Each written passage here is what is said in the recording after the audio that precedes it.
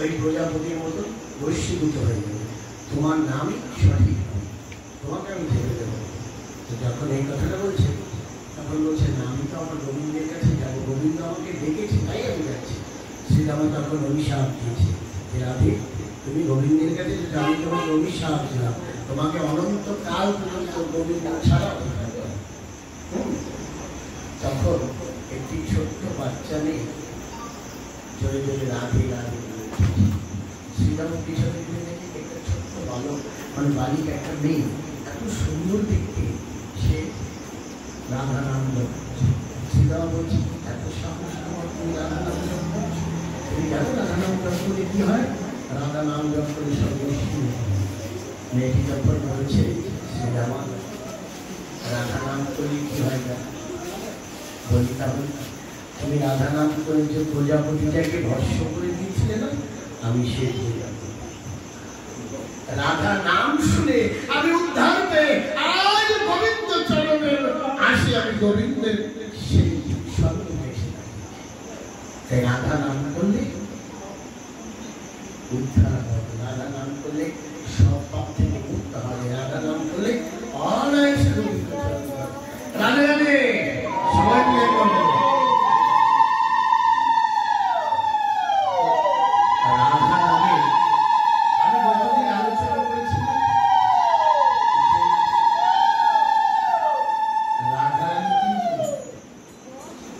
আমার প্রাণ গোবিন্দেরও জানেন, আমার প্রাণ গোবিন্দেরও গুরু হচ্ছে প্রেমের গুরু। কোন প্রেমের গুরু? জাগতিক যে প্রেম করে ছেলে মেয়েরা প্রেমকে শিখতে হবে। এই প্রেম বড় কঠিন সাবজেক্ট, চেষ্টা করবো আলোচনা করতে। আমি বসে আমি দাঁড়িয়ে বেশ কিছু ভালো সাবজেক্ট চেষ্টা করবো। টাইম আছে কেবল 8টা বাজে, সেটা ধরো 9:30 নিলাম, বড় লাগছে না, ভালোভাবে দাঁড়িয়ে দেবে, সবাই আমাকে দেখতে পাবে, আমি সবাই দেখতে পাবো। আর যদি কারো ঘুম আসে সেটাও আমি দেখতে পাবো, তাই না? সুরা পান করে শিখে যাবো, শুরু হয়ে সে আর শুনে থাকে, তাই মদ্যপ অবস্থায় ভাগবত শ্রবণ করবে। তার কি যেন আমাদের গরু পুরাণে বলছে না, রৌরব নামক নরকে বাসে, তাই না? দেখা দিয়ে বললাম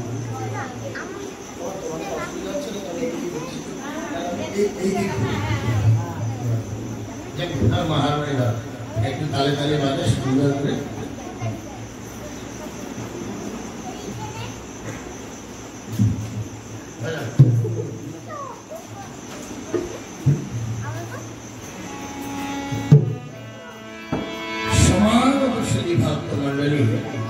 ভাগবতী আশা সর্বোপরি আমি আপনাদের কাছে,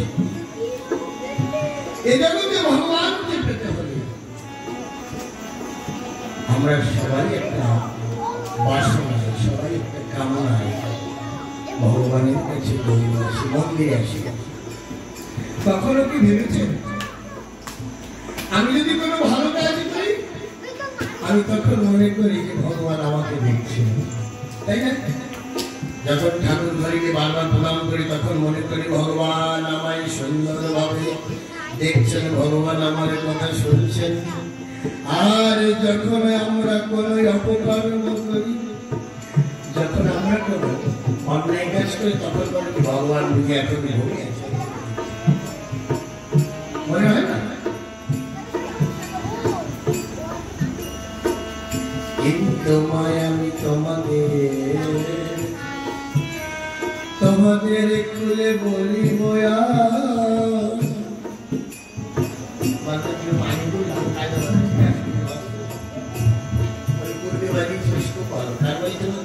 সাত নম্বর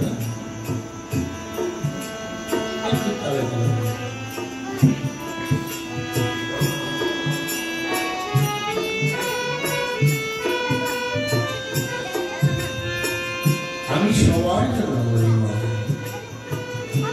সময় কারোর জন্য অপেক্ষা করে না। দেশ বিদেশ ঘুরে বেড়াই, এবার মনে হয় শুধু বাংলাদেশে যায়নি, প্রতি বছর দুবার বাংলাদেশে যেতে হবে। অস্ট্রেলিয়াতেও আমার কিছু ভক্ত আছে, জাপানেও 3 জন বলছে গত বছর এসেছি। এই দেশ বিদেশে যাওয়ার পরে কিছু কিছু লোকে আমাদের বলে বাবা এখনো তো আমার বয়স অল্প, সময় তো হয় নাই, ধর্ম কর্ম করার আমার সময় বটে নাই, সারাদিন গৃহ কর্ম করে সময় তো পাই না। আর ওই গুরুর কাছে গেলে কি করতে হবে? গুরুদেব বাড়িতে আসবে, ঘন ঘন সেবা দিতে হবে, ঘন ঘন তার পাজার প্রদীপ দেখাতে হবে, ধূপকাঠি দেখাতে হবে। এগুলো বাবা আমার আর এই ধর্মকর্ম করার আমার সময় হয় না। কিন্তু কি জানেন সময়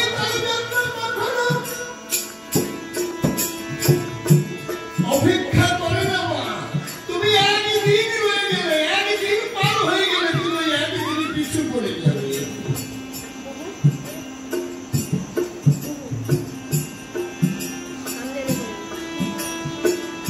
কেন ৮০ লক্ষ জন্ম পরে ৪ লক্ষ মানব জন্মে এইটাই উত্তম জন্ম। ভগবান বলেছে ওরে কোটি জন্ম পাপ রাশিতে থেকে পাপ বহন করে এসে মানব জন্ম লভেছিস, মানব হয়ে এসেছিস। যত পারি আমার নাম গুণকীর্তন করবি, আমার নাম গুণকীর্তন করলে যেদিন খেলাধার পার হয়ে আমার লোকে আসবি, সেদিন আমি তোর জন্য সুন্দর ভবন নির্মাণ করে রাখবো, যেখানে তুই অনন্তকাল পর্যন্ত থাকবি। আমরা তো শুনি ভাগবত কথা, কিন্তু আমরা উপলব্ধি করি, আমরা উপলব্ধি। আমার গৌরঙ্গ মহাপ্রভু পঞ্চপ্রেম নিয়ে এসেছে এই জগৎ সংসার।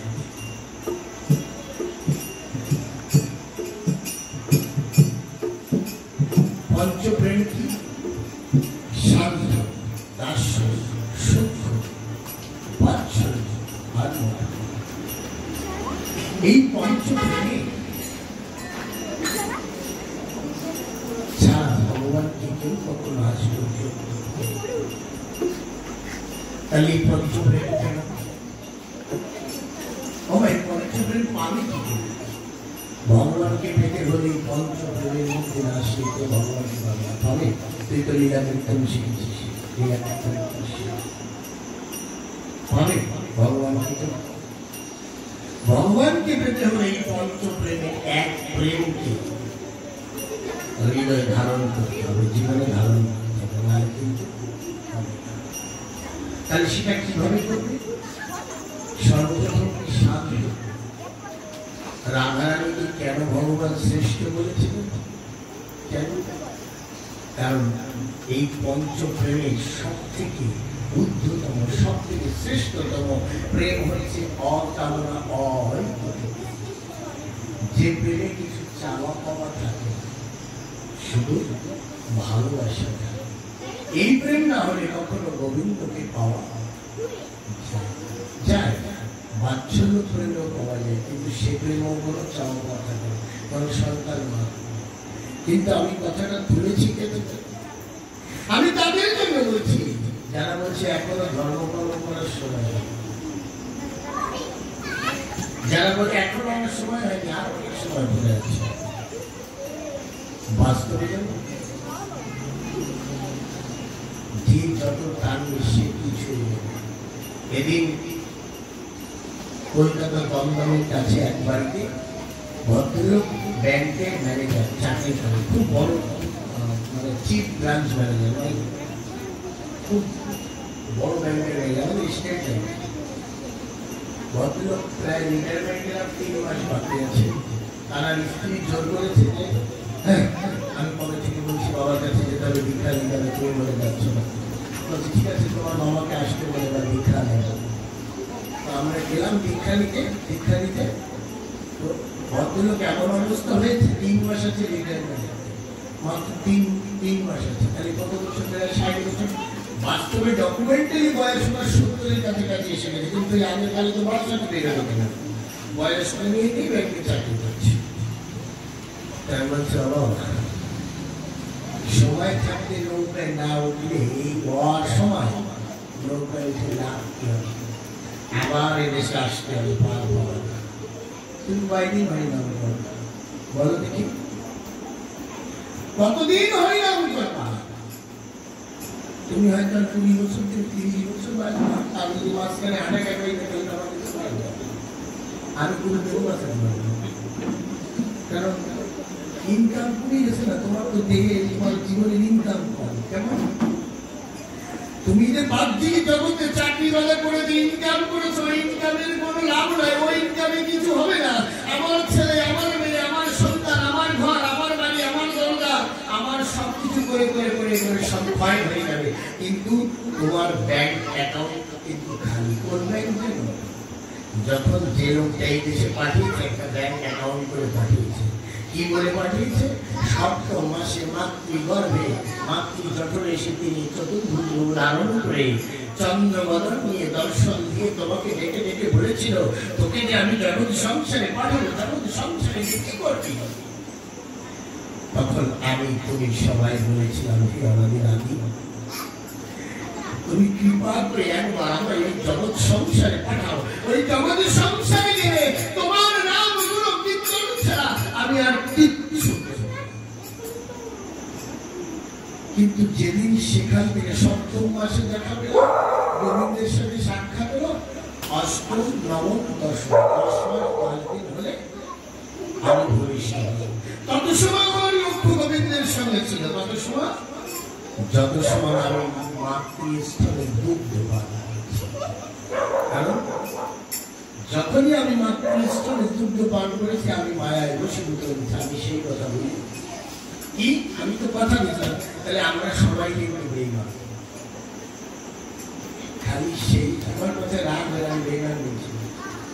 আমরা সবাই গোবিন্দের কাছে, গোবিন্দের সঙ্গে সবাই বেঈমান করছি, কিন্তু তারাই জয়ী যারা ওই কথা মনে পড়ার পরে, ওই কথা স্মরণ হওয়ার পরে যারা নাম করতে শুরু করেছে, তারা কিন্তু এই বেঈমানের লিস্টে, তারা কিন্তু এই লিস্ট থেকে বেরিয়ে এসেছে।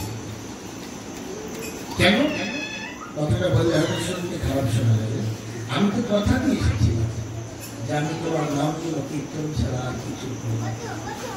কিন্তু ভগবান তোমার জন্য আবার বেরোচ্ছে। কি বলেছেন? আমি তো মাতৃগর্ভে তোমার সঙ্গে সাক্ষাৎ করেছিলাম, তুমি তো মাতৃগর্ভে দেখা হয়েছিল, তুমি হয়তো মায়ায় পড়ে মাতৃস্থলে দুগ্ধ পান করে মায়ায় ভুলে গিয়ে তুমি সব ভুলে গেছো। তোমাকে মনে করে দেওয়ার জন্য আমি পুনরায় আলাম। কি করে আসবো? জীবের বিস্তার লাগি নন্দ সুখ হরি ভুবনে প্রকাশ করে। কি হলো? এই জন্য বলে গুরু কৃষ্ণ হরি। জীবের বিস্তার লাগি নন্দ সুখ হরি কৃষ্ণ, পুনরায় আবার গুরু রূপে দাঁড়িয়ে দাঁড়িয়ে ঘুরে গেল। আমার কথা দেখবে, আমার নাম, আমার আগে পিছনে আছে কি? মা আছে, বাবা আছে, তারাও মাসে মাঝে একাধিক ফোন করে বাবা কেমন আছিস। এই অনেকদিন পরে আমি করে বলেছি বাবা কেমন আছিস, মা ভালো আছে, তাই আমাদের বৃন্দাবনে নিয়ে নেবে, হ্যাঁ বানিয়ে নেবে। ঠিক আমার বড় বোনটা চাকরি করে, সে বাড়িতে থাকে, তার ট্রান্সফার হয়ে গেছে কলকাতা থেকে দিল্লি থাকে। কথা হচ্ছে তাদের কোনো অসুবিধা নেই, তার ভালোভাবে চলছে, শেখাচ্ছে, যাচ্ছে, বলছে, কোনো অসুবিধা নেই। কিন্তু আমার আগে আর পিছনে কি আছে? আমি এই গেরুয়া ঘুরে দাঁড়িয়ে দাঁড়িয়ে ঘুরে বেড়াচ্ছি, মানুষকে হরিনাম দিচ্ছি। শুধু এই যারা গেছিল এবছর প্রায় 27 জন গেছিল আন্দামান থেকে দান অনুষ্ঠান দেখে। আমার ওই মা ও দেখে আসছে যে আমি কখনো 5 মিনিট কোথাও বসতে সময় ধরে এত ছেড়ে দেয় সময় বিরক্ত করে এই সমস্যা সমস্যা এই হরিনাম কিভাবে করতে হবে, কিভাবে যেতে হবে, কিভাবে চলতে হবে। 4.5 লক্ষের উপরে ছেলে এবং আমার গুরুদেবের 84 লক্ষ শিষ্য ছিল, তার মধ্যে 90% তারা আমাকে বাবা বলে ডাকে। এই সব ঝামেলা আমার মাথায় বলে ওরা দেখে আসছে। আমি এমনি কোনো মিথ্যা কথা বলছি। ওই বিষ্ণুর ছেলেটাও বাবা, কারণ আমাকেও যখন গোবিন্দ এই লোকে পাঠিয়েছে একখানা ব্যাংকের বই করে পাঠিয়েছে। আমারও একখানা ব্যাংকের বই আছে। কোথায়? গোলক বৃন্দাবন। এ নয় কি শিষ্য বলে গেলাম ভালো 500 টাকা একখানা চকচকে নোট দিল পকেটে নিয়ে। ও কি কায়দা না, অন্তত আমার ছেলে মেয়ে বলতে পারবে না যে বাবা কোনোদিন বলেছে আমাদের 5 টাকা।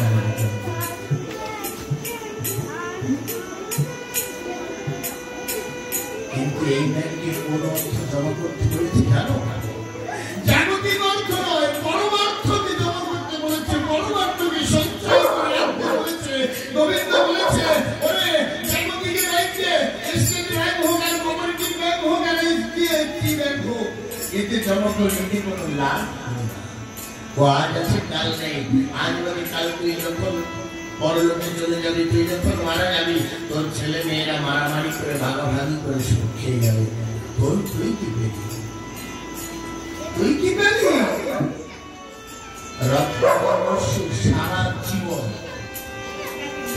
সারা জীবন মানুষ হত্যা করেছে, চুরি করেছে, মানুষের লুট করে নিজের স্ত্রী পুত্র বাবা মাকে খাইয়েছে।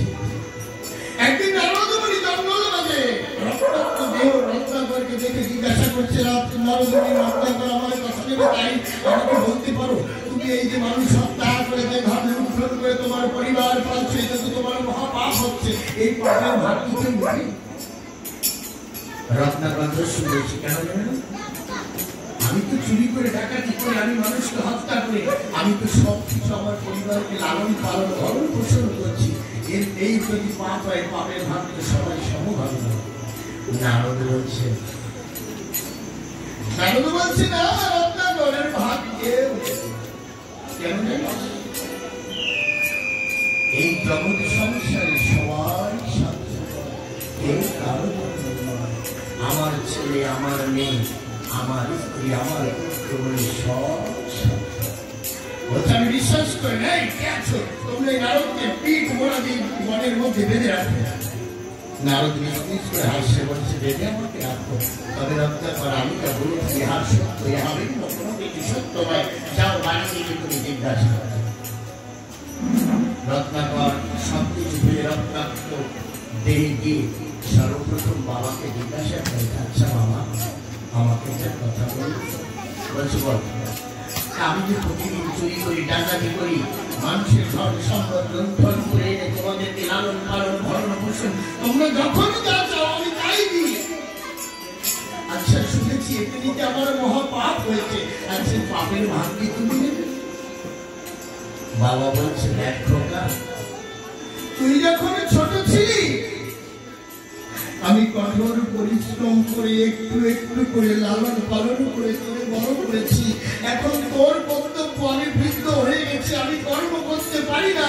তোর কর্তব্য তুই কর্ম করে আমাকে লালন পালন করবি, কিন্তু তোর কর্মে যদি পাপ হয় সে পাপের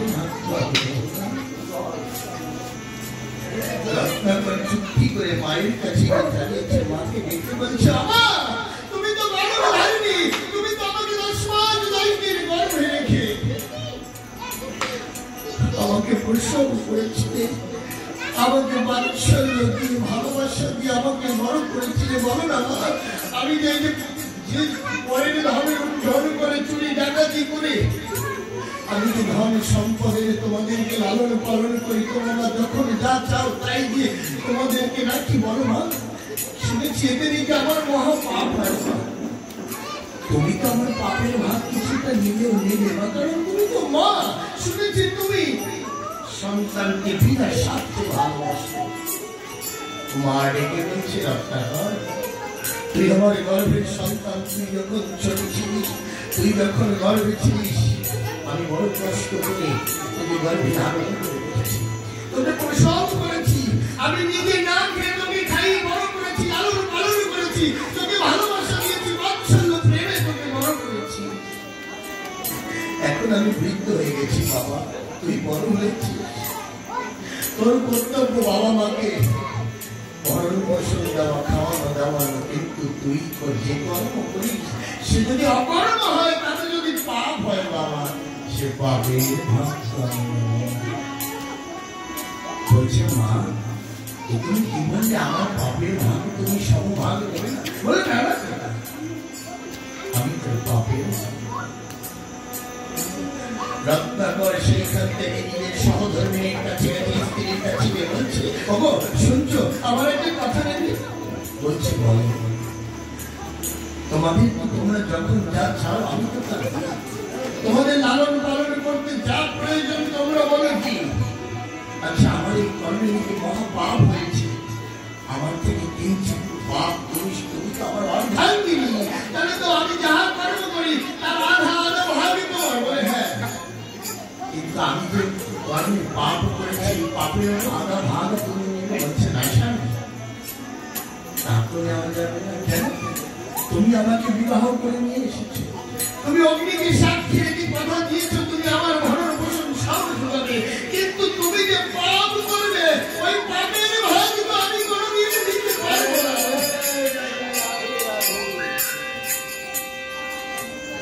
রত্নাকর এই কথা শুনতে পেয়ে নারদকে যে বৃক্ষের সামনে বেঁধে রেখেছিলেন সেখানে জড়িয়ে বলছে, নারদ নারদ, আমি বুঝতে পেরেছি এই জগতে কেউ কারণ সবাই ধরে ধরে আপন বলে, কিন্তু আমি আজ তোমার কথা প্রমাণ করে দেখেছি, আমি যা কর্ম করেছি, যা পাপ হয়েছে, এই পাপের ভাগ কেউ নেবে না, এই পাপের ফল ছিল আমার। আমি তো কর্তব্য করেছি, তাই বলে নারদ আমাকে কি করতে হবে? আমি কি করলে সব পাপ কাজ ধুয়ে মুছে পরিপূর্ণ হবে আমাকে বলে দাও। এই নারদের রামধন খুলে দে। নারদ বলছে, রত্নাকর আমার কথা নেবে, তুমি তো সবসময় মানুষ সত্তা, তুমি পরের মানুষ সত্য লুটপাট করো, তুমি মারামারিতে ব্যস্ত থাকো। তোমাকে একটা কথা বলি, এই সব কিছু ছেড়ে দিয়ে তুমি আমার সর্বস্ব, আমি তোমাকে আগে মধুমাখা নাম দেব, যে নাম জপ করতে করতে তোমার এই সব পাপ কাম ধুয়ে পরিপূর্ণ হবে, তুমি গুরু বরণ। রত্নাকর দস্যু নারদের চরণতলে পড়ে হে নারদ, তুমি আমায় কি আমি কি নাম করবো? বলছে তুমি তো সবসময় মারা কাটা করো, তুমি মরা না।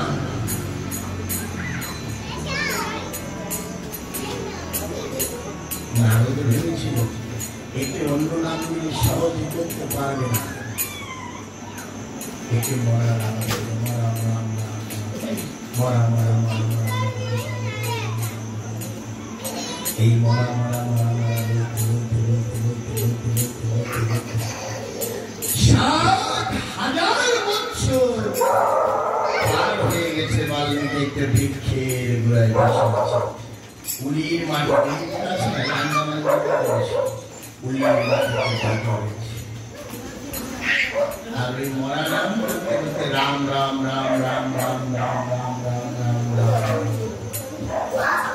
এই নাম করতে একদিন স্বয়ং ব্রহ্মা এসে বলছে, তোমার সব পাপ ক্ষয় হয়েছে। উলির মাটি থেকে বের করে বলছে, তুমি আর রত্নাকর নও, আজ হতে তোমার নাম দিলাম আমি বাল। কেন জানো? তুমি যাহা পাপ করেছিলে এই মধুমাখা নাম জপ করে তোমার পাপ সব ক্ষয় হয়ে গেছে, আজ তুমি পরিপূর্ণ। তাই তোমাকে আমি একটা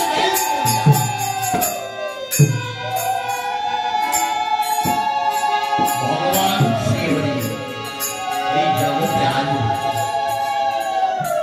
তুমি 60 বছর তপস্যা করেছো, আরো 60 বছর পরে ভগবান স্বয়ং এই জগৎ সংসারে আসবে, তুমি তার আশা আজকে অন্ত নিজ হাতে লিখো। বাল্মীকি মনে ভাবে যে আমি কি করে লিখবো। একদিন বাল্মীকি একটি নদীর কূলে গিয়ে দেখে 2টি পাখি একজন আরেকজনকে ভোজন করাচ্ছে, চুম্বন করছে। তখন বাল্মীকি মুখ থেকে অনায়াসে বেরিয়ে গেছে রামায়ণের প্রথম শ্লোক কি মা নিষাদ প্রতিষ্ঠন্তম নমঃ শাশ্বতী সমা ইয়া কোন সুবিন্নাদি কর্মদি কাম এই রামায়ণের প্রথম শ্লোক। হ্যাঁ তাহলে বাবা করণীয় কি জানো? সময় থাকতে সৎ গুরুর চরণে আশ্রয় নিয়ে নামকে আশ্রয় না করলে এই জগতে কিচ্ছু হবে না। সর্বপ্রথম নামকে আশ্রয় করতে। রাজা কৃষ্ণচন্দ্র কেমন ছিল? রাজা কৃষ্ণচন্দ্র যাকে আমরা লালা বাবু বলে জানি, সোনার খাটে শুয়ে থাকতো, সোনার পালকিতে চড়ত। কিন্তু একটা ধীবর কন্যা, মানে ধোবা যাকে বলে, ধীবর কন্যা বুঝিয়ে দিল বাবা ও বাবা বেলা যে যায় বাসনায় আগুন দেবে না। এই সময় রাজা কৃষ্ণচন্দ্র মানে লালা বাবু পালকিতে করে কর আদায় করে বাড়ি ফিরছে। লালা বাবুর কানে ওই কথা যখন শোনে, কিন্তু ধীবর কন্যা তো কি বলেছিল বাসনায় আগুন দেবে না, মানে আগেকার জামা কাপড় দুটো কি দিয়ে গেল কলা গাছের পাতা শুকনো পাতা পুড়িয়ে ছাই বানাতো, সেই ছাই দিয়ে জামা কাপড়। কিন্তু ধীবর কন্যা তো বাবাকে বলেছিল বাবা বেলা যায় বাসনায় আগুন দেবে না, মানে পাতায় আগুন দেবে না। কিন্তু লালা বাবুর কানে এই কথাটা কেমন হয়েছে? সারা জীবন ভোগ বাসনা করে গেছো, সারা জীবন অক্ষের জীবনে চলেছো, সারা জীবন কত কিছু করেছো, সারা জীবন মায়া মমতায় চলেছো, কিন্তু নিজের বাসনায় আগুন দিয়ে একবার সেই হরির চরণে আত্মসমর্পণ করনি, একবার গুরু চরণে আত্মসমর্পণ করনি। তাই হয়েছে। তাই লালা বাবু কি করেছিল? রাজপাট সব ছেড়ে দিয়ে মলিন বস্ত্র পরে মা সুমতি মেয়ে সুমতিকে বলেছিল, সুমতি রে আমাকে জন্মের মতো বিদায় দে, আমি ওই বৃন্দাবনে চলে যেতে চাই, আর ভাব রসনা ভোগ বাসনা নয়, আমি নিজের জীবনে সেই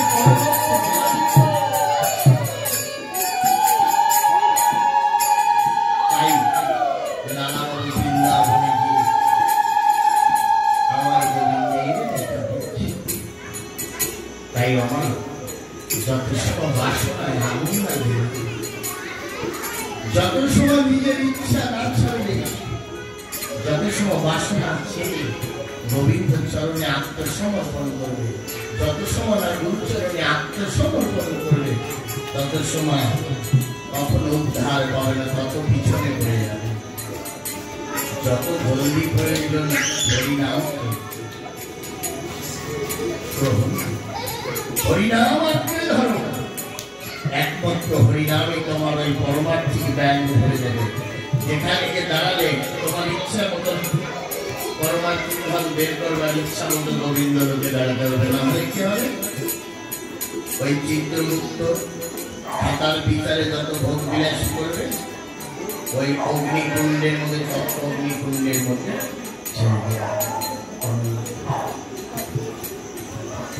আর কি আজকে বাংলা কোনো ভালো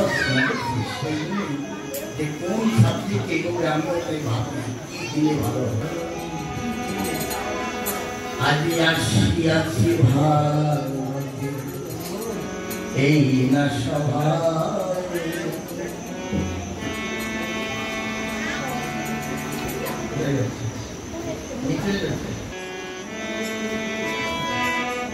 এই জগতে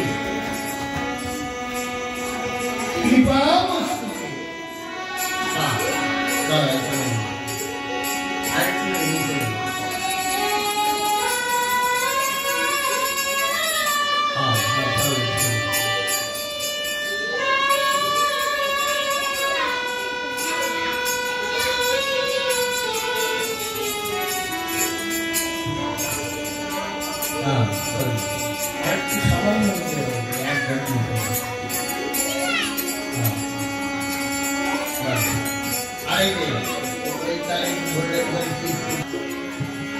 আমি বলিতে চাই জানো,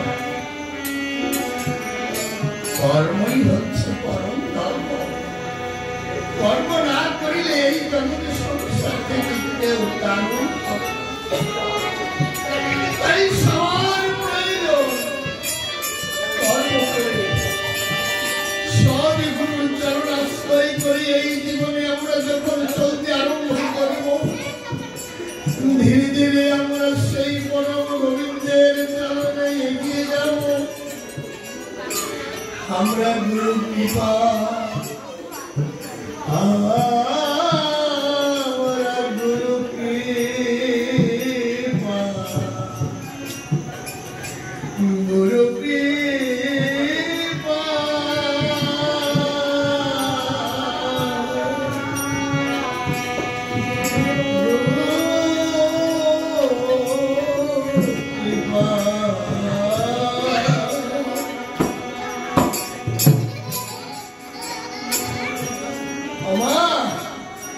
গুরু কৃপা বিহারে এই জীবনে মাতা গুরু, পিতা গুরু, গুরু জ্যেষ্ঠ ভাই। আমাকে অনেকে বলে বাবা, আমার তো মা বাবা আছে, আমার গুরুর কি প্রয়োজন?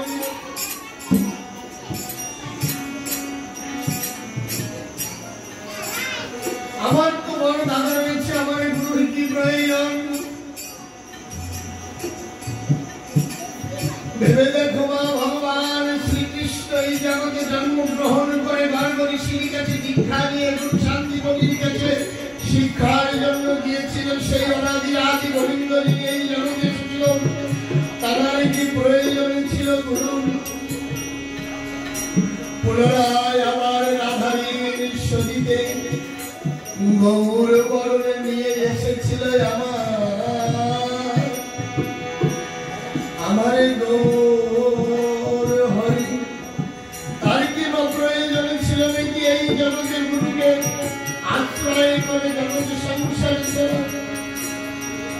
ছিল না? তোমার তিনি তো ভগবান ছিলেন, তার কি প্রয়োজন ছিল? কিন্তু তবুও তিনি গুরু বরণ করেছেন। এই জন্য জীবনে চলতে হলে গুরুকে আগে রাখতে হবে। গুরু কৃপা হলে গোবিন্দ কৃপা করবে, গুরু ভিন্ন কখনো গোবিন্দ কৃপা করে। আমি গতদিন যে জায়গায় থেকে গেছি, আজকে সেই জায়গা থেকে নতুন করে আলোচনা শুরু করছি।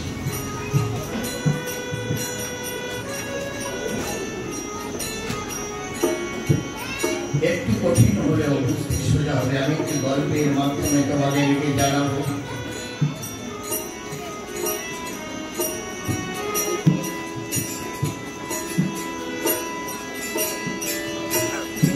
লোকনাথ গোস্বামী, লোকনাথ ব্রহ্মচারী না, লোকনাথ গোস্বামী।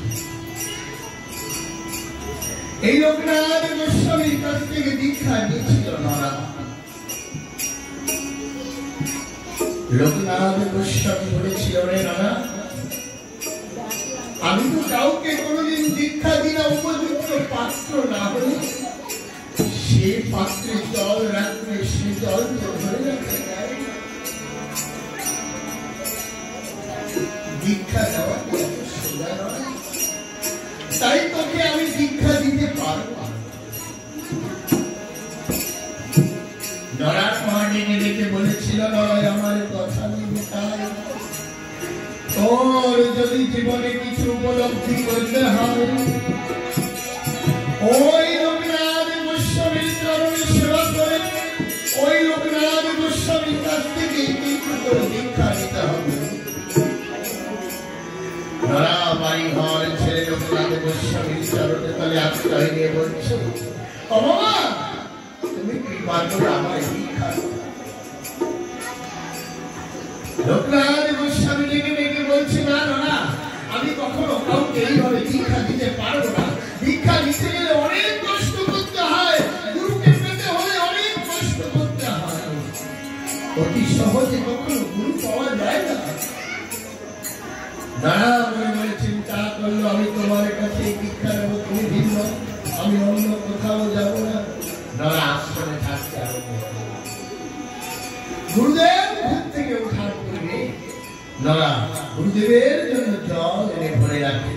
স্নানের জন্য। ঘুম থেকে উঠে নরা সারা আশ্রমঙ্গিনা পরিষ্কার করে রাখে। গুরুদেব উঠে দেখে কিন্তু কোনোদিন জিজ্ঞাসা করে না কে হয়েছে। এইভাবে বহুদিন কেটে যায়। নরার গুরুধামের সেবা করে যায়, কিন্তু কখনো কখনো গুরুদেব জিজ্ঞাসা করে না কে আমার জন্য জল আনে, কে আমার জন্য রন্ধন করে, কে আমার সেবা করে। কিন্তু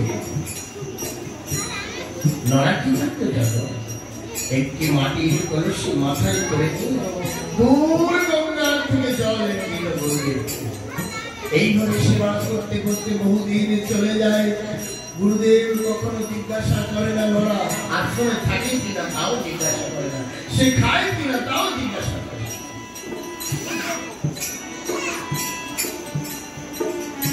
এইভাবে বহুদিন পার হয়ে যায়, বহু বছর, 2-3 বছর পার হয়ে যায়। নরার মাথায় ওই কলস বইতে বইতে, কলসে জল আনতে আনতে নরার মাথায় পচন ধরে ঘা হয়ে যায়, পোকামাকড় হয়ে যায় ওই ঘায়ে। একদিন নরা গঙ্গায় জল আনতে যায়। নরা মনে মনে ভাবে না, এইভাবে গুরু সেবা করে আমার কোনো লাভ নেই। গুরুদেব যখন আমাকে ভিক্ষাই দিচ্ছে না, এমন গুরুর ধামে আমি আর থাকবো না। আজ মাথা হতে এই কলস আমি জন্মের মতো হাজার দিয়ে ভেঙে আমি জন্মের মতো আশ্রম ছেড়ে চলে যাবার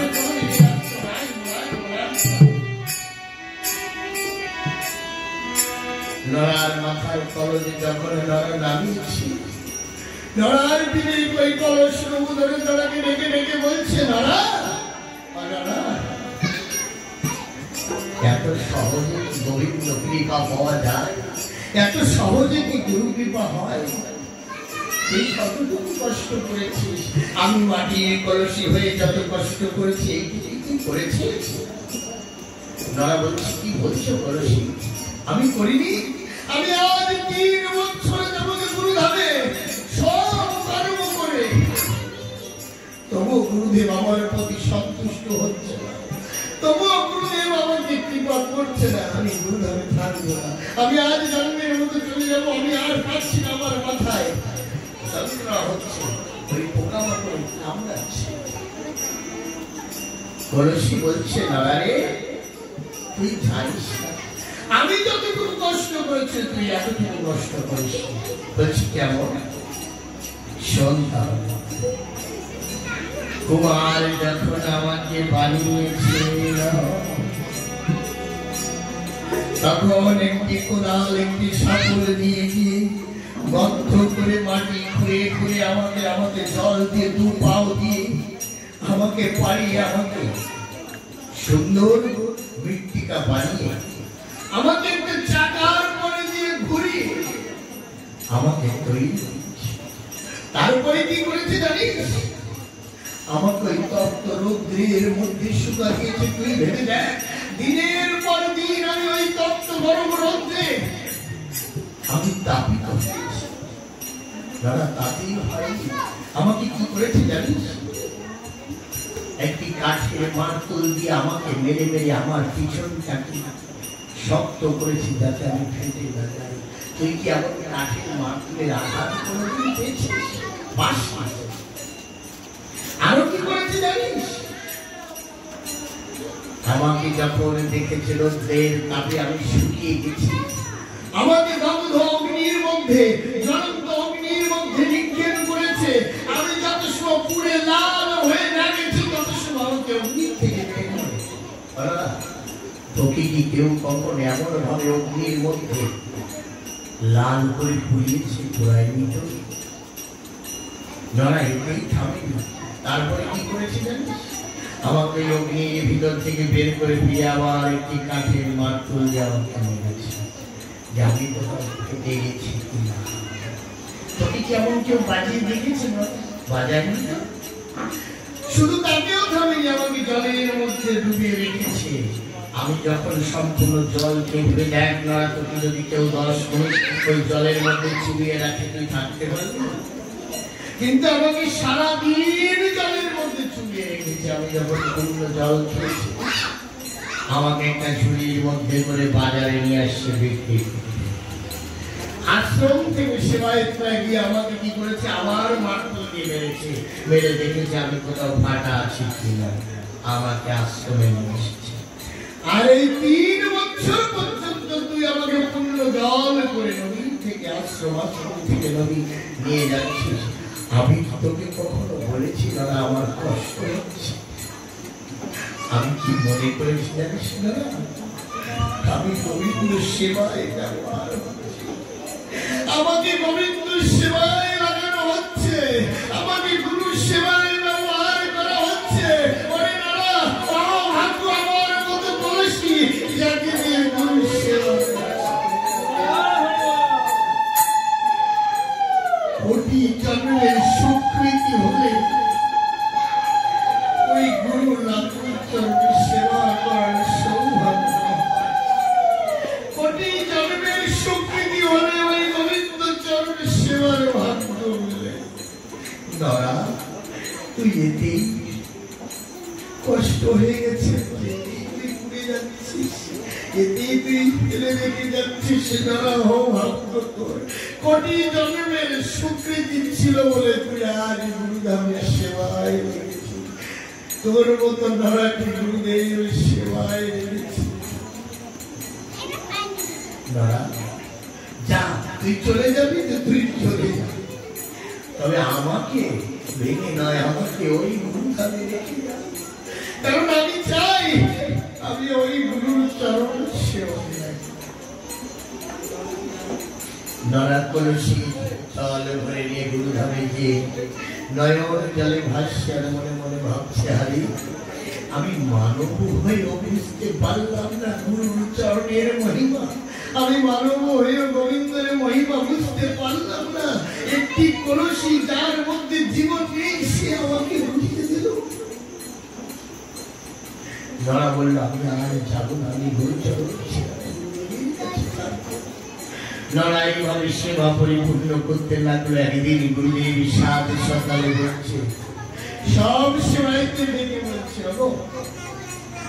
আমি রাত্রে স্বপ্ন দেখেছি আমাকে গোপাল ডেকে ডেকে বলেছে সে মিষ্টান্ন খাবে, তোমরা কেউ সুন্দর করে আমার গোপালের জন্য একটু মিষ্টান্ন রন্ধন করবে। নরা এক কোনায় বসেছিল, নরা শুনতে পেয়ে রন্ধনশালায় গিয়ে সব ধুয়ে মুছে গোপালের জন্য মিষ্টান্ন রাখতে শুরু করেছে। যখন মিষ্টান্ন রাখতে শুরু করেছে, রাখতে রাখতে এমন সময় নরা হঠাৎ ওই মিষ্টান্নের মধ্যে থুতু ফেলেছে।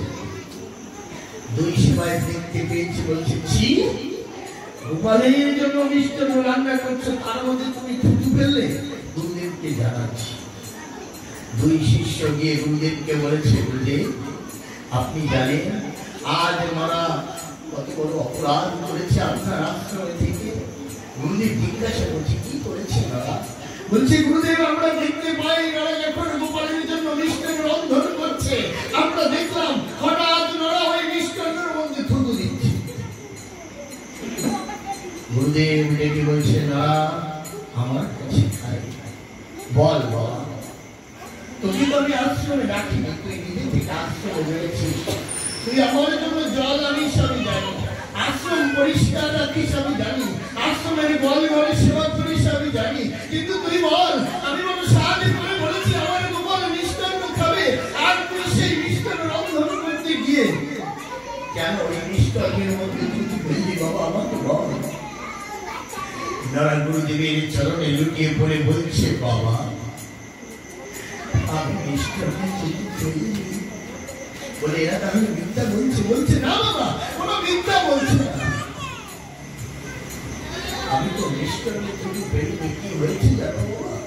আমি যখন মিষ্টান্ন রন্ধন করি, আমি ওই মিষ্টান্নের মধ্যে দেখতে পাই বৃন্দাবনে মদন মোহর মধ্যে প্রদীপের অগ্নিতে একটি বায়ুর ঢাকা এসে রাধারানীর কাপড়ে আগুনে লেগে যায়, আমি সামলাতে না পেরে আমি থুতু দিয়ে ওই অগ্নিকে বন্ধ করে দিয়েছি। তুই বলছিস কি না? এটা কখনো হয়? কোথায় বৃন্দাবন আর কোথায় আমি বর্তমান সেই আশ্রম বাংলাদেশ, লোকাদেশ আশ্রম বাংলাদেশ। বলছি বলিস বলে গুরুদেব আমি আপনার চরণে মিথ্যা বলছি না, আপনি যদি প্রয়োজন হয় আপনি খবর নিয়ে দেখে, আমি যা দেখতে পেয়েছি তাই আপনাকে বলছি।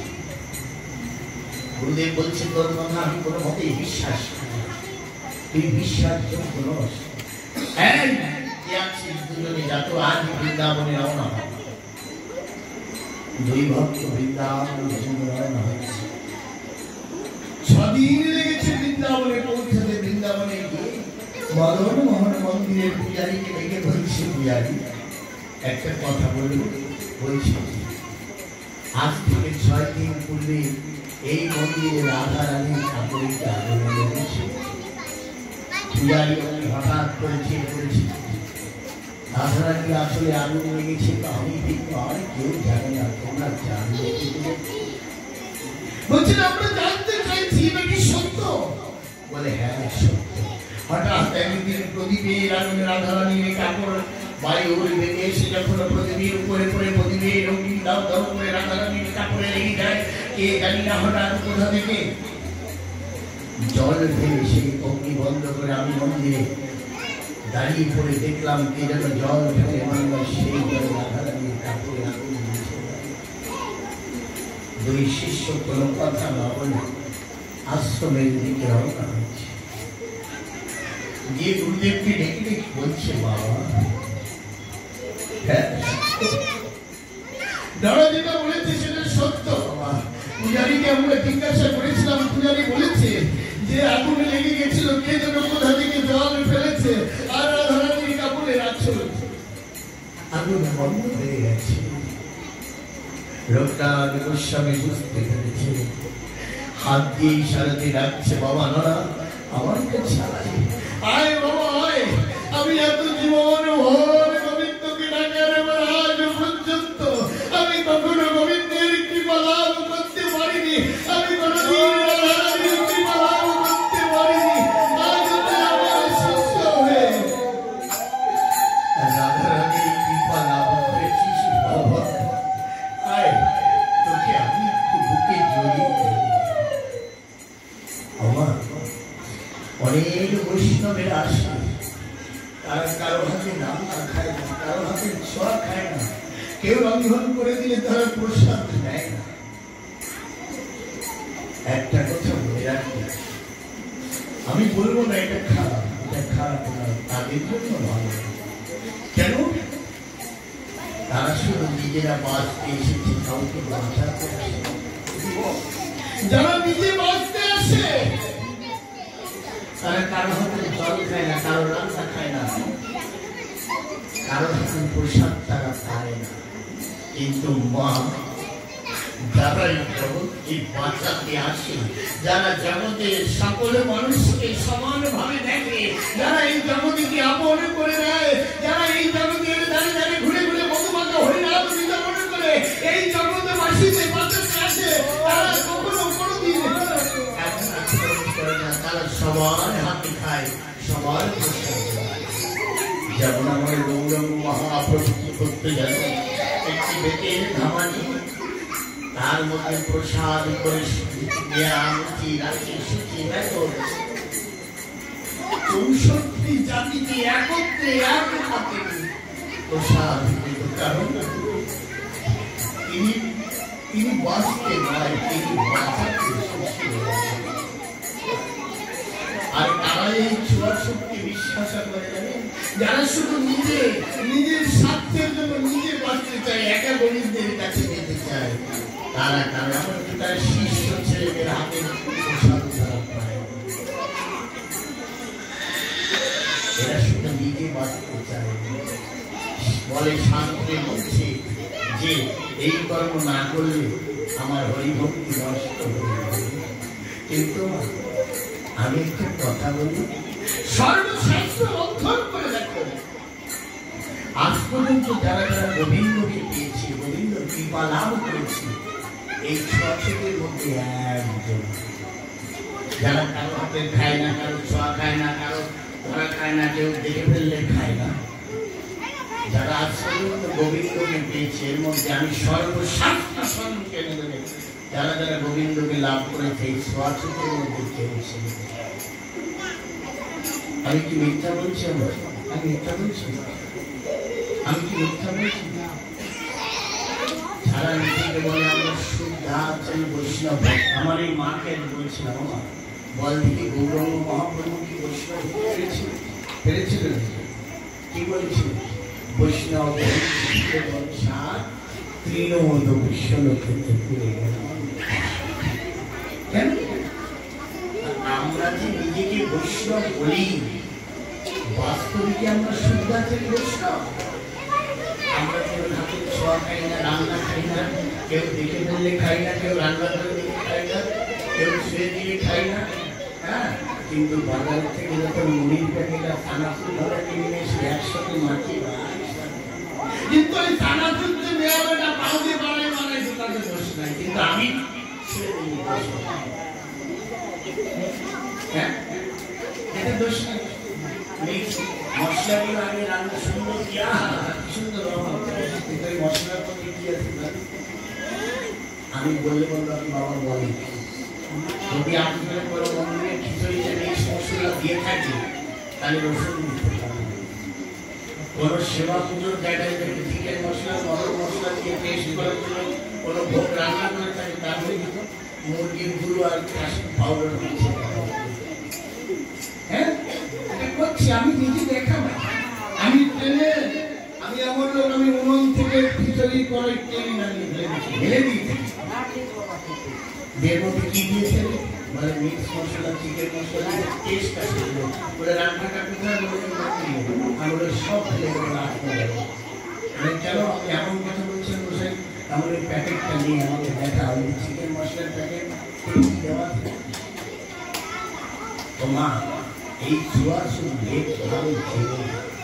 আজ পর্যন্ত যত ভক্ত গোবিন্দকে লাভ করেছে, যত ভক্ত আমার গোবিন্দের কৃপা পেয়েছে, যত ভক্ত রাধারানীর কৃপা পেয়েছে, তার মধ্যে এই জুয়া শুধু একজন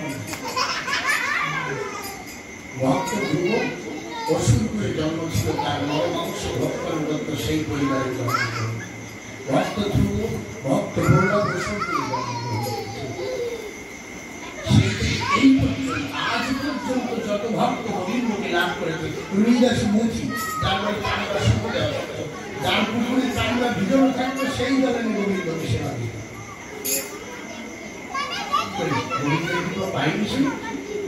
মা আমি কাউকে ব্যঙ্গ করছি না। গোবিন্দ কি বলেছিল? তুমি কি থাকছো, কোথায় যাচ্ছ, কোথায় থাকছো, গোবিন্দ সেটা দেখে না। গোবিন্দ দেখে তুমি তাকে কতটা ভালোবাসো, তুমি তাকে কতটা প্রেম করো, নিষ্কাম জগতে কতটা প্রেম করো, নিচ্ছলতায় কতটা ভালোবাসো। এই নরা যখন গুরুদেবের কৃপা লাভ করছে, নরাকে বলছে না আজীবন ভগবানের প্রতি বিশ্বাস রাখি, ভক্তি রাখি। ভগবানের প্রতি বিশ্বাস রাখলে, ভক্তি রাখলে তোর সংসারে কোনোদিন অভাব হবে না। ভগবান তোর নিজে মাথায় করে বয়ে দিয়ে যাবে। নরা সেই কথা বিশ্বাস করে বৃদ্ধ মা নিয়ে বাড়িতে থাকতো। একদিন এইভাবে বহু বছর গেছে, বৃষ্টি হয় না, চারিদিকে নড়ার মা 6 দিন থেকে না খেয়ে আছে। নড়ার মা দিচ্ছে আমরা না খেতে, মা বেটা মারে যাবে। আমার ঘরে দুখানা পুরোনো কাপড় আছে। নড়ার মা নড়া কাজ দুখানা পুরোনো কাপড় বের করে নড়ার হাতে দিয়ে বলছে, বাবা এই কাপড় দুখানা বাজারে বিক্রি করে যে টাকা পাবে কিছু ডাল নিয়ে আসিস, তা দেয়া আমাদের কিছুদিন চলে যায়।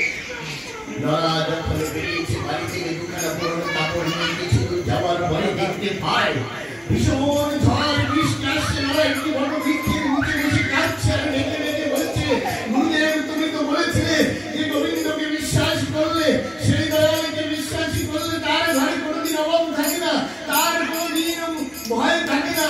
গোবিন্দ নিজে মাথায় করে বয়ে দিয়ে যায়। কিন্তু এত বিশ্বাস করার পরও আমার মা তোমার সেবা না দিয়ে জলটুকু গ্রহণ করে না, তাহলে তুমি এত কষ্ট দাও কেন? এমন সময় ঝড় বৃষ্টি লেগে গেছে, ভীষণ ঝড় হচ্ছে, হাতের কাপড় দুখানা ভিজে গেছে।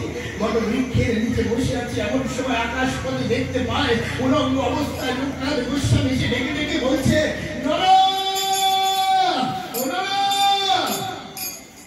নরা ঊর্ধ্বগগনের দিকে তাকিয়ে দেখে গুরুদেব এসেছে।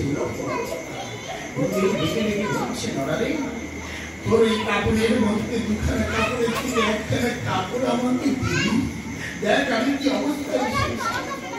নরা নিজের কথা না চিন্তা করে গুরুদেবকে সর্বস্ব সর্ব উত্তম যা বাকি ছিল শেষ ছিল, তার জীবনে সর্বশেষ ওই দুখানা পুরনো কাপড় ছিল। নরা কি করলো, একখানা কাপড় গুরুদেবের হাতে তুলে দিল। দেখতে না দেখতে গুরুদেব কোথায় গেল। এই দেখেন অনেকে বলে আমার তো উঠে গেছে, তা কি একটা গুরু কৃপা, ক্ষমা গুরু কৃপা কখনো গুরু কৃপা করে না। গুরু কৃপা কখন করে না? গুরু কৃপা গুরু উঠে গেলেও গুরু কখনো করে না। গুরুর কর্ম পরম গুরু এসে করে। মানে গুরু কৃষ্ণ অভেদ কেন করে জানো? গুরুদেব আমি এখানে আছি, হয়তো আমার কোনো ছেলেকে কান্না করছে, হয়তো কখনো আমার কন্যার সামনে লেখা আছে, আমি হয়তো জানতে পারছি, কিন্তু সে এসে বলে, বাবা আমি তোমার মন্দিরের সামনে এত কান্না করেছি, তারপরে আমার এই কাজটা সফল হয়েছে। তোমার কে বলেছে? আমি গুরুকে ধন্যবাদ করলে পরম গুরু গুরু ধরেছে তাকে কৃপা, মানে আমার গোবিন্দ কৃপা। তাই নরাকে যখন গুরু ব্যাখ্যা কাপড় নিয়ে চলে গেল, দেখতে দেখতে নিজের যেন কোথাও উড়াও হয়ে গেল, আর দেখা যাচ্ছে। নরা সারা রাত বটবৃক্ষের নিচে বসে হা কৃষ্ণ হা গোবিন্দ বলে বলছি, বাবা আমি কোথায় যাবো, আমি কি করবো, আমি মাকে যে কি বলবো, আমি কি নিয়ে যাবো, আমার কাপড় দুখানা ভিজে গেল, একখানা আমি গুরুদেবকে দিলাম, হে গোবিন্দ তুমি কোথায় আছো, আমার কৃপা করতে পারো না? সারা তোমার বটবৃক্ষের নিচে বসে গেছে। ভোর অন্ধকার হতে হতে পিছনের ঘাটে একটি নৌকা নিয়ে দেখতে যেন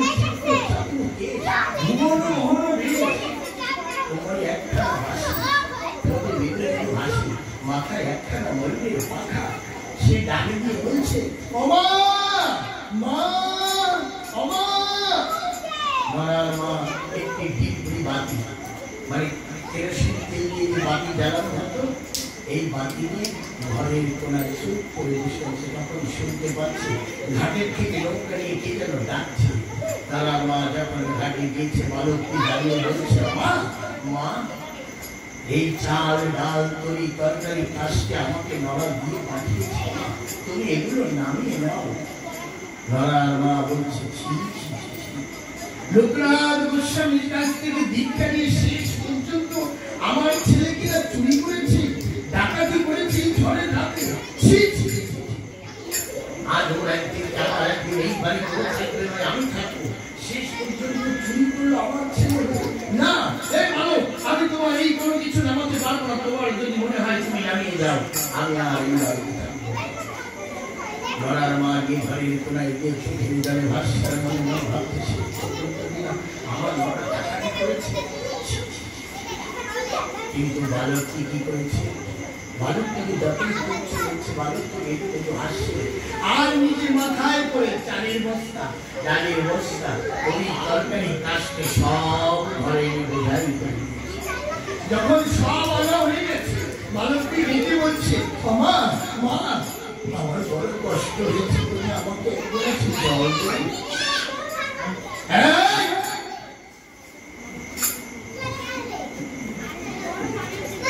কথা বলবে নরার মা বলছে, যে ডাকাতের সঙ্গ দেয় সেও সম ডাকাত সম অপরাধ, তুমি একটা চল, তোমাকে আমি জল দিতে পারবো না। বালকটি বলছে, মা তুমি ঠিক বলেছো, আমি সত্যি চোখ, তবে আমি কি চুরি করি জানো? আমি কি চুরি করি জানো?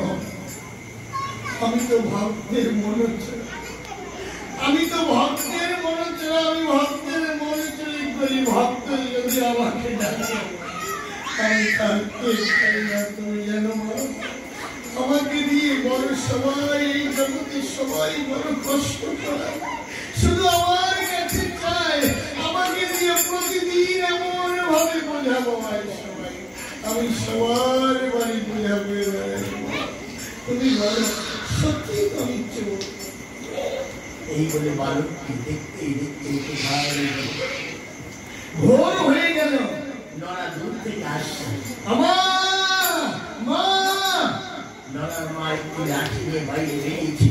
নড়াকে দেখেই কাঠি ধরে লাঠি দিয়ে আমার মুখে মারছে, বলছে বল বল তুই কেন এই ঝড়ে রাতে চুরি করলি, এই ঝড়ে রাতে ডাকাতি করলি, বল বল কেন ডাকাতি করলি। বলছে মা তুমি আমাকে দুখানা পুরোনো কাপড় দিয়েছিলে, এই দেখো একখানা কাপড় এখনো আমার হাতে, আর একখানা গুরুদেবের সঙ্গে দেখা হয়েছিল, আমি গুরুদেবকে দিয়ে দিয়েছি, তোমার ছেলে হয়ে লোকের সঙ্গে এই কাছে দীক্ষা দিয়ে আমি কোনোদিন চুরি করতে ডাকাতি করতে পারি বলে তাহলে তাহলে কেন একটি ভালো এসেছিল, আমার সঙ্গে ঘরে এসে দেখ। চাল ডাল পরিতরকারি কাস্তে বোঝাই সারা ঘরে অস্ত্র চন্দনের ঘেরাল ভয় ভয় হয়ে আছে। নড়া মনে সন্দেহ হয়েছে, নড়া ডেকে ডেকে জিজ্ঞাসা করছে আমার সত্যি করে বলো তো কে এসেছিল আমাদের বাড়িতে। মা বলছে একটি ভালুক এসেছে। না ভালুকটিকে দেখতে কেমন, বলছি ভালুকটিকে দেখতে আমি ভালো করে তার মুখ দেখিনি, কারণ যে তোর সঙ্গে ডাকাতি করেছে সে ধরে আমি এইটুকু দেখেছি। তার মুখে মৃদু মৃদু হাসি, আমি এত গালাগাল দিলাম তবুও সে এসেছে। তার মাথায় আমি দেখেছি একখানা ময়ূরের পাখা, তার কোমরে আমি দেখেছি একটা বাঁশি, সে নিজে মাথায় করে চাল ডাল নামে দিয়ে গেছে। আমার তারপরে বলছে আমার কাছে একদিনের আমার তুমি দিয়েছো না, আমি তাকে দূর দূর করে তাকিয়ে দিয়েছি। নড়া ঘরে থেকে গীতাখানি বের করে নিয়ে গীতার প্রথম পৃষ্ঠা উঠিয়ে একটি বালকের চিত্র দেখে বলছে বাবা বলো তো দেখো এই বালকটি আমাদের বাড়িতে এসেছিল। নড়ার মা বলছে হ্যাঁ হ্যাঁ হ্যাঁ ওরা সত্য সত্য এই বালকটি এসেছিল আমাদের বাড়িতে। সে মা তুমি বড় অপরাধ করেছো, তুমি বড় অন্যায় করেছো, যাকে যোগী মুনি ঋষিরা যাকে ধ্যানেও না পায়, যুগ যুগ তপস্যা করে যাকে না পাওয়া যায়, আজ সে তোমার বাড়িতে নিজের মাথায় করে চাল ডাল বয়ে দিয়ে গেল, তুমি তাকে ধরতে পারলে না মা। ওই দেখো মা তার চরণের পায়ের ছোট ছোট পাড়া কত সুন্দর রক্তিম রক্তময় লাল হয়ে আছে, তুমি তাকে ধরতে পারলে না, তুমি বড় ভাগ্যবান মা। আমি তোমার গর্ভে জন্ম নিয়ে আমিও বড় ভাগ্যবান, কিন্তু মা তুমি কেউ তাকে হারালে। আমা এসো আমরা দুজন হরি নাম করি, আমরা তার চরণের ধুলো যেখানে ছিল আমরা এসো দুজন একটু ঘোরাঘুরি দিই, মা ছেলে মেয়ে দুজনে মিলে হরি বল হরি বল হরি বল।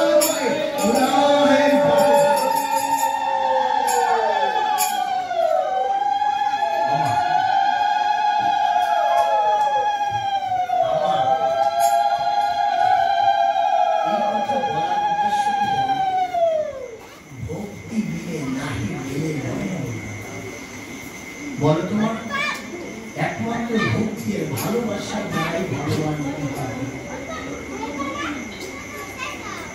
এই জন্য বলে যেই জন কৃষ্ণ ভজে সেই জন বড় চতুর। কোন চতুর হতে বলেছিল? নিশ্চয় নিষ্কাম প্রেমের জগতে গিয়ে গোবিন্দকে ডাকতে হবে, দেখলে মনে হবে সে ভোগী কিন্তু অন্তরে হবে সে যোগী, দেখলে মনে হবে এ বড় পাতকী কিন্তু অন্তরে সে বড় যোগী। এমন ভাবনা রাখতে কৃষ্ণ ভক্ত কাউকে কখনো দেখায় না, ভক্তি কখনো দেখানো যায়, আমার ভক্তি দেখানো যায়, ভক্তি কখনো দেখানো যায়। কিন্তু কিছু কিছু ভক্ত আছে, আমি কেন শিক্ষণের কথাগুলো বলছিলাম, কিছু কিছু ভক্ত আছে তারা দেখবে তিলক এখান থেকে এখানে পর্যন্ত কাটবে, তুমি যদি ধারে সরে সে এমন দেখাবে যে আমি বৈষ্ণবের মধ্যে সর্বোত্তম সর্বশ্রেষ্ঠ, আমার সর্বস্ব এই জগতের দিকে আমি কি জানার জন্য গোবিন্দ এহেন ভক্তকে কখনো গ্রহণ করে না। এহেন ভক্তের হাতের জল কখনো গোবিন্দ গ্রহণ করে না। এহেন ভক্তের দেওয়া প্রসাদ গোবিন্দ কখনো সেবা করে না। গোবিন্দ কি সেবা করতে ভালোবাসে জানো? ভক্তি ভরা উচ্ছিষ্ট গোবিন্দ ভালো খায়। ভক্তের প্রেমের উচ্ছিষ্ট গোবিন্দ ভালো খায়। আমি মিথ্যা বলছি? শ্রীরাম সুরাম রাম বসুরাম আর অষ্টসখীগণ এরা কিছু প্রসাদ আমি নিজে খেয়ে দেখতে, যদি গোবিন্দের জন্য ক্ষীর নিয়ে আসে আমি নিজে খেয়ে দেখতে যেটাতে স্বাদ আছে কিনা। যদি স্বাদ হতো তখন গোবিন্দকে দেব। অনেক ছেলে আমার জন্য রান্না করে, তো আমি খেয়ে দেখি বাবা তোমাকে কি করে আমি খাই, ওই উচ্ছিষ্ট খাবার আমার আমি গোবিন্দ বেশি ভালো। বলে কেন? বলে ভক্তের হাতের প্রসাদ গোবিন্দ আমি খাই। আমি কি খাই? আমি কি খাই ওর মনের মধ্যে গেছে। আমি বলি বৃন্দাবনের সত্য ঘটনা, আমি কোনো মিথ্যার উপরে কোনো কথা বলছি না। সনাতন গোস্বামী যখন বৃন্দাবনে ছিল, সনাতন গোস্বামীর একজন শিষ্য ছিল, খুব আগ্রহী, নাম ছিল গোপাল সেবাজি। সনাতন গোস্বামী বলছে বাবা আমার কথা নেই, গোবিন্দ সেবা কি দিয়ে দিতে হয়? ও বলছে কেন বাবা? ধূপ দীপ ফুল তুলসী এগুলো দিয়ে। বলে এটা কি গোবিন্দ পায়? এর মধ্যেও গোবিন্দ সেবা হয়, যে সেবা করতে ফুল তুলসী জল এসব কিছু না। কেন বাবা? গীতায় যে বলেছে পত্রম পুষ্পম ফলম জলম যাহা আমাকে নিবেদন, গোবিন্দকে নিবেদন করো, গোবিন্দ তাই গ্রহণ করো। বলছে বাবা হ্যাঁ, সেটা কোন ফুল? আমি একটু কঠিন যাচ্ছি, আর মনে কোন ফুল? হৃদয় কুসুম বিষয় গোবিন্দ। হৃদয় কুসুম কোন জল দিতে বলেছে? মন তুলসী দিতে বলেছে, হৃদয় কুসুম দিতে বলেছে, আর নয়ন জল দিতে বলেছে। গোবিন্দ বিলাস করে কলের তেল জলের গোবিন্দ খায়, কলের জলের আয়রন করা জল খায়। গোবিন্দ কি বলেছে? মন তুলসী আর নয়ন জল। গোবিন্দ এটা সেবা আর হৃদয় কুসুম, এই ফুল গোবিন্দ পায়। তোমরা ফুল করো যারা বসলো, যারা 12টা বাজে বাবা কি করছিস? বাবা সারাদিন কাজ করে সময় দেবে, ফুল করছি কি করবি? বলে গোবিন্দ সেবা করবে। বাবা ওই ফুলের সকাল থেকে কত প্রজাপতি পড়েছে, কত জনে পায়খানা করে গেছে ফুলের উপরে, সেই ফুল গোবিন্দ সেবা। তাহলে কি করবো বাবা? সংসারের জ্বালা, তুমি তো বলো না, তুমি তো সংসার করো না, এটা তুমি কি করবো? তাহলে হয় না, আমি বলি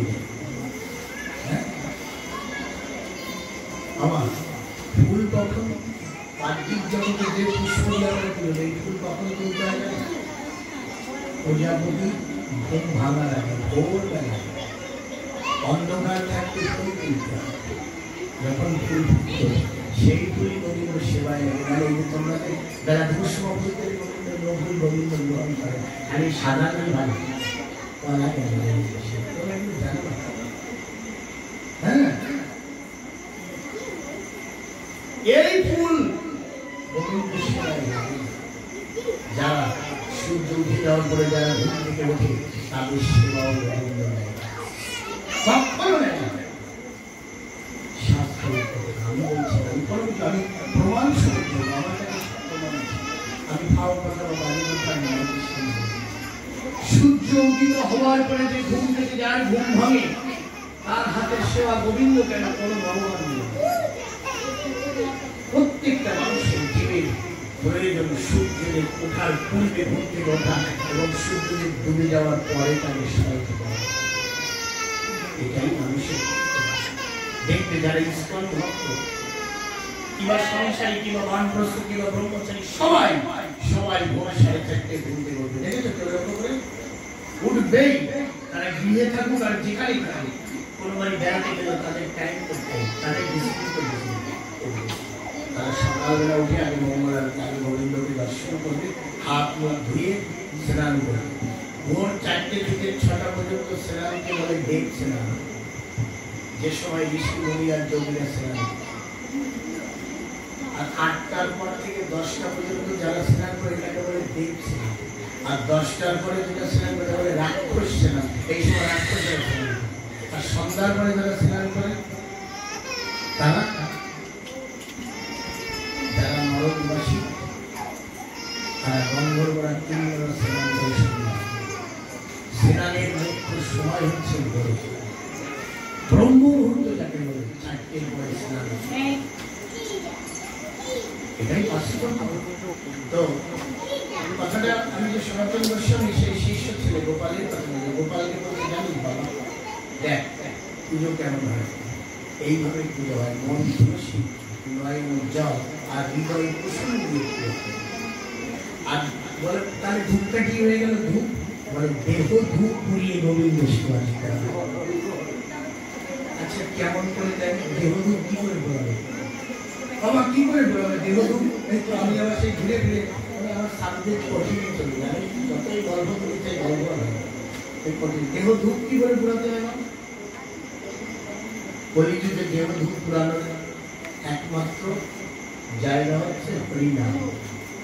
যে যত নাম করবে তার দেহ তত পূর্ণ, মানে দেহকে নামে প্রেমে পুরাতে বলছে দেহকে।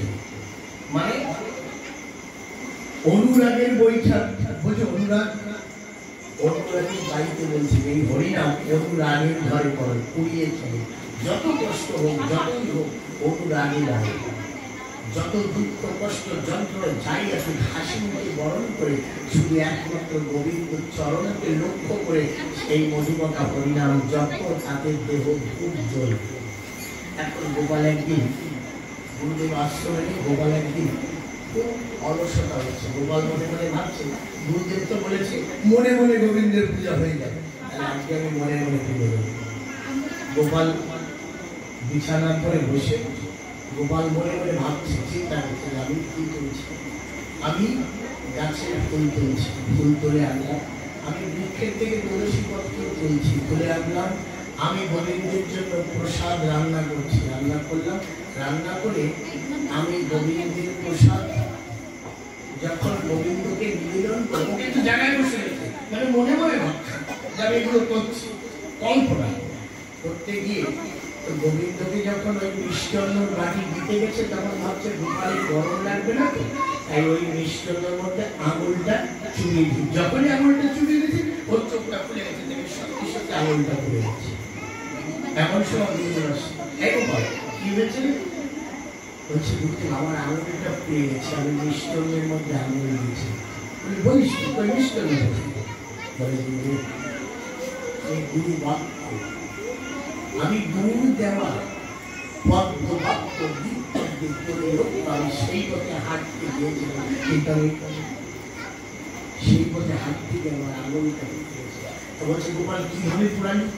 বলছে বাবা আপনি বলেছেন না দেহ ধূপ পুড়িয়ে নয়ন জল দিয়ে মন তুলসী দিয়ে হৃদয় কুসুম দিয়ে গোবিন্দকে পূজা দিতে। বাবা আমি তো জায়গায় বসে আছি, আমি মনে মনে ফুল তুলেছি, তুলসী তুলেছি, আমি জল এনেছি, আমি রন্ধন করেছি, মাটি পুঁতে করে যখন গোপালের জন্য ক্ষীর নিয়ে গেছি বাবা, আমি ওই ক্ষীর যখন গোবিন্দকে নিবেদন করতে গেছি আমি ভেবেছি আমার গোপালের তো গরম লাগবে না, আমি তাই ওই ক্ষীরের মধ্যে আমার আঙুলটা দিয়ে আমি ক্ষীরকে দেখতে গেছি যে ক্ষীর গরম কি ঠান্ডা হয়ে আসে। আমি যখন ওই ক্ষীরের মধ্যে আঙুল দিয়েছি ওই ক্ষীর খুব গরম ছিল, তাই বাবা দেখো আমার হাত। বাবা আমি কেন কথা বলছি, ভক্ত যখন গুরু বাক্য পালন করে যখন অনুরাগে চলতে আরম্ভ করে তখন তুমি ওইভাবে মনে মনে পুজো দিলে হবে। কিন্তু এই আমি আজকে বলছি বলে বাড়ি যারা প্র্যাকটিস করবে তাহলে কিন্তু সেই রকম ভক্ত হতে হবে না।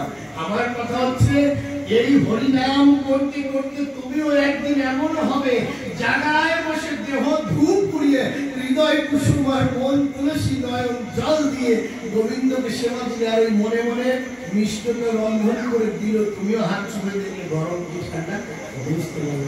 সেই জায়গায় যেতে হবে। এই জায়গায় যাওয়ার জন্য কি করতে হবে? এই পঞ্চ প্রেমে এক প্রেমকে ধারণ করে চলবে। কেউ গোবিন্দকে বাৎসল্য করে ভালোবাসে। দেখবে গোপাল সেবকের, আমি মার বাড়ি তিনটে গোপাল বসে, তিনজন গোপাল বসে। হ্যাঁ, গোপাল ঘুমাও, আমি কিন্তু মন্দিরে যাচ্ছি বলে আসি। আজকের কাকাই খাওয়া দাওয়া হয়ে গেছে মনে গোপাল, গোপাল খাওয়া, আমি আসতে দেরি হয়ে গেছে, তোমাকে খাওয়া দেবো। এইটা বলে বাৎসল্য করে সন্তানের মতো গোপালকে খাওয়ানো হবে। আর যদি আমাকে অনেকে প্রশ্ন করে, যখন প্রশ্ন উত্তরের সময় আসে, বলে বাবা সবাই গোপাল করে পিতলের মূর্তি হলে জন্মের খাবার খাওয়ায়, ভালো ভালো জিনিস, গোপাল কি খায়? গোপাল খায় না, আমি খাই। তখন খাই আমি যখন হৃদয়ে গোপালের ভাবনা ভাবতে ভাবতে আমি যখন নিজে গোপাল হয়ে যাই, তখন আমি ওই প্রসাদ খেয়ে গোপালের খাওয়া।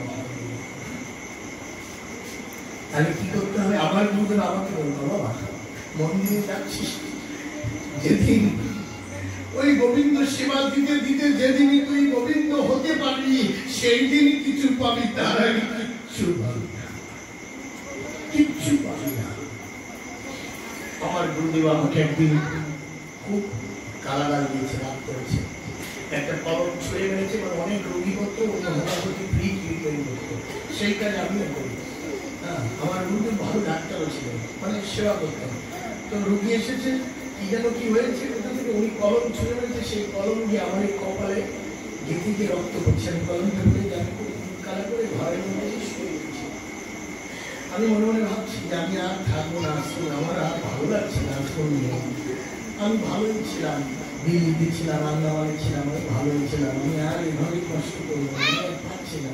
সকাল থেকে 2টো বেজে গেছে, এখনো দাঁত মারিনি, এখনো দুটো খেতে পারিনি। সকাল থেকে ফ্যাসালের ঘর সব টেনেই যাচ্ছি, সেবা দিয়েই যাচ্ছি, তারপরেও গালাগালি শুনছি। আমি থাকবো না। আমি রাগ করে গিয়ে, আমি একটু টিনের ঘর ছিল আমার আশ্রমে, বারান্দায় একটা রুম আমাকে দিয়েছিল। আমি ওখানে খুব কষ্ট করে চোখের জলে ভেসে যাচ্ছি। আমি শুয়ে পড়বো, শুয়ে পড়ে আমার মনে হলো যে সারাদিনের কষ্ট ঘুমের মতো এসেছে। আর গুরুদেব বসে অনেক লোকজন, 200-250 লোকজন ওনার সামনে বসেছে, উনি বিভিন্ন কথাবার্তা বলছে। আমি ওখানে শুয়ে রয়েছি, আমি দেখছি। আর গোবিন্দকে কিভাবে খাওয়াতে লাগে ওটা আমি বলেছি।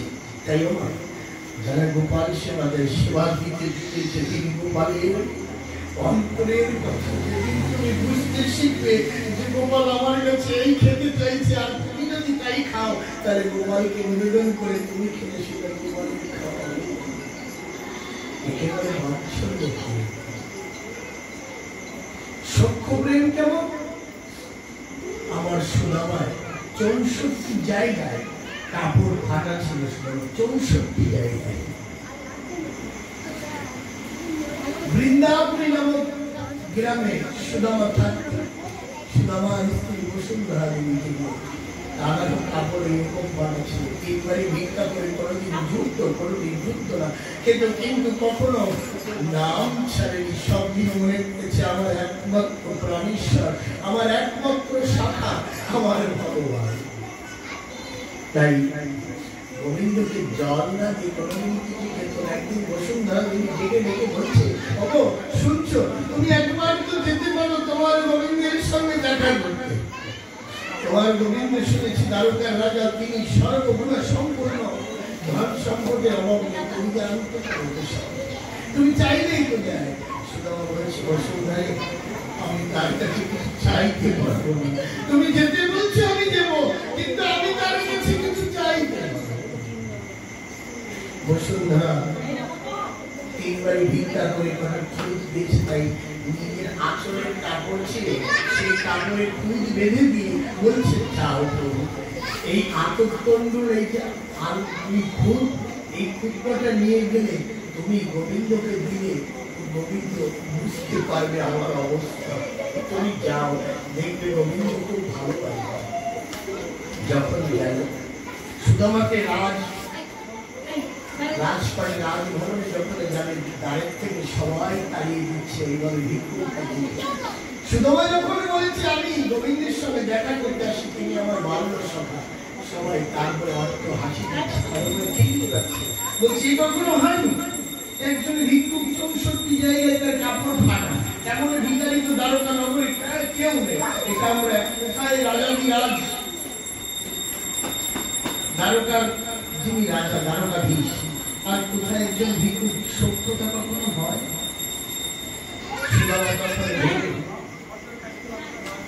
নিজের বিবেককে জিজ্ঞাসা করছে আমি কি যাবো?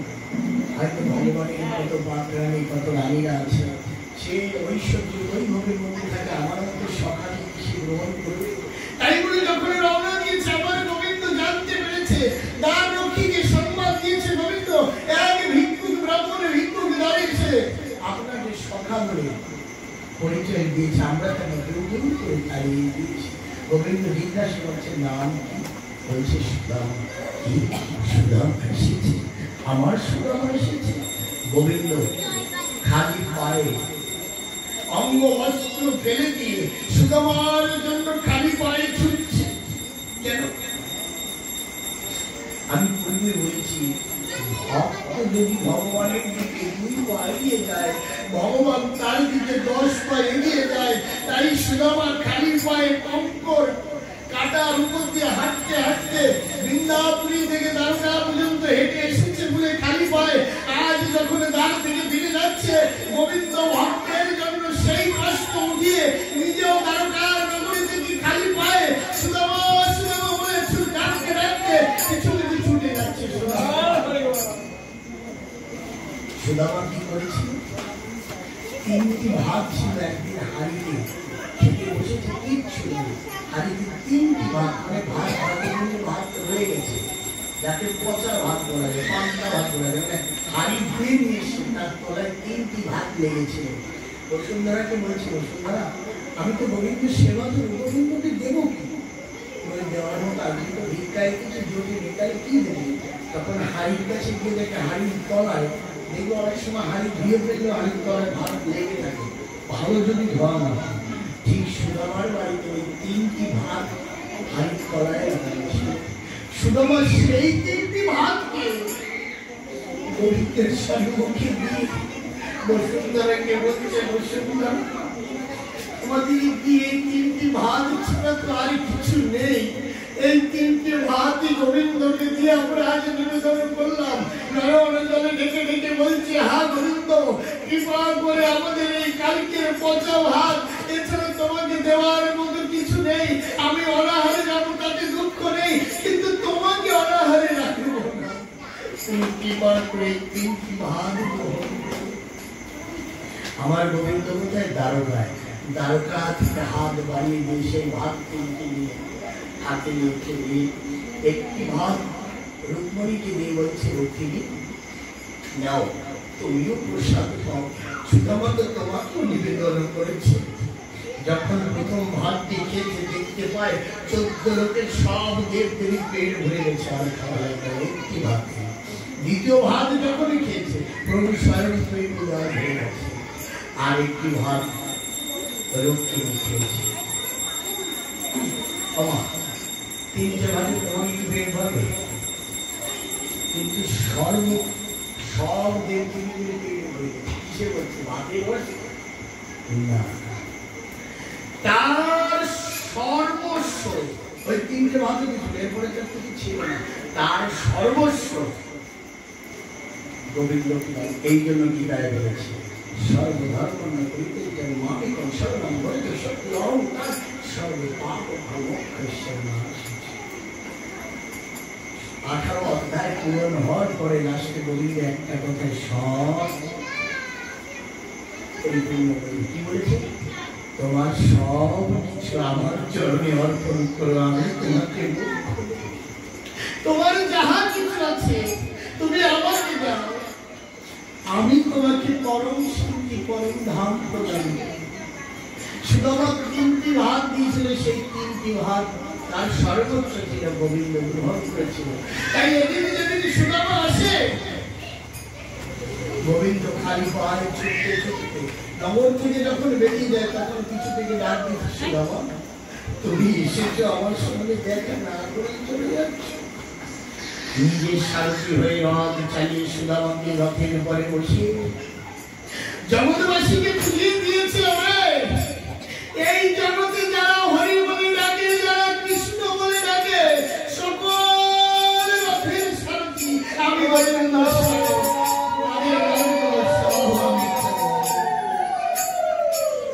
যারা আমার পরে সব কিছু অর্পণ করেছে, যারা আমার পরে সব কিছু দিয়ে দিয়েছে, যারা আমার চরণে নিজেকে অর্পণ করে দিয়েছে, এই সকলের রক্ষানে আমি গোবিন্দ চাই। এই জন্য একজন নিষ্ঠাবান, একজন শুদ্ধ ভক্ত, যারা সত্যিকারের ভক্ত, তাদের ঘরে কোনোদিন অভাব হয়, কোনোদিন অভাব হয় না। যদি কেউ বলে যে ও অত ঠাকুরকে ডাকে ভাই অভাব না, আপনি বলতে পারবেন তার মানে তার ভক্তি ঘোটালা। হাজার হাজার দেখেছি, লক্ষ লক্ষ দেখেছি সত্যিকারের ভক্ত যে তার বাড়িতে কোনোদিন অভাব হয় না। কেন? সে সর্বোচ্চ গোবিন্দ চরণে দিয়েছে। গোবিন্দ বলেছে যে আমার উপরে ভরসা করে, আমার প্রতি যার সব বিশ্বাস, আমি তাকে কোনো মরতে দেবো না, আমি তাকে কখনো অঘাটে দিতে দেবো না, আমি তাকে কখনো ছেড়ে দেবো না। তো সুদামাকে নিজে রথ চালিয়ে সুদামাকে ভবনে নিয়ে আসে। এটা কি করেছিলেন? ভগবান যে ময়ূর সিংহাসনের পরে বসে, যে রত্ন সিংহাসনে বসে, ভক্তকে আজ নিজে রত্ন সিংহাসনে বসে নয়ন জল দিয়ে সুদামার চরণ ধৌত করে দিচ্ছে। সবাই দেখছে তাকিয়ে, আর সবাই চোখের জলে ভাসছে, হারে ভগবান ভক্তের জন্য কি না করে। তাই বলে ভক্তের হৃদয়ে বাঁধা থাকে ভগবান। তুমি এক পা যদি ভগবানের দিকে এগো, ভগবান তোমার দিকে 10 পা এগিয়ে যাবে, কিন্তু তার মধ্যে কোনো ছলনা থাকলে হবে না, তার মধ্যে কোনো কপটতা থাকলে হবে না, তার মধ্যে কোনো হিংসা থাকলে হবে না, তার মধ্যে কোনো বিদ্বেষ থাকলে হবে না। গুরুদেবের সম্পর্কে নিন্দা করলে কিছুই লাভ হবে না, কৃষ্ণ সম্পর্কে ব্যঙ্গ করলে জীবনে কিছু হবে না। হিংসা, নিন্দা, লোভ সব কিছু ছাড়তে হবে, তবেই পাবে। শুধু আমি বললাম, কিন্তু অন্তরে আমার বিষে ভরা, কোনোদিন গোবিন্দ কৃপা হবে না। গোবিন্দ কাউরে লোক বলেনি যে তুমি দেখাও ভক্তি, দেখাও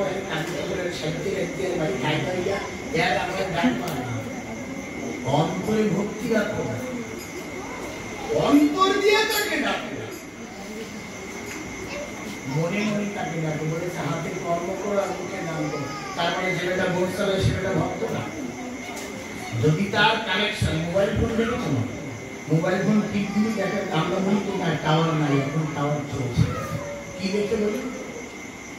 কারণ এই এলাকায় একটা টাওয়ার কোথাও পাহাড়ের উপরে বসানো আছে, তার সাথে মোবাইলের সঙ্গে একটা সিগন্যাল আছে, আমরা মোবাইল টিপ দিয়ে দেখতে পাই। যেদিন তোমার সঙ্গে আর টাওয়ারের সিগন্যাল কোথায় যুক্ত আছে?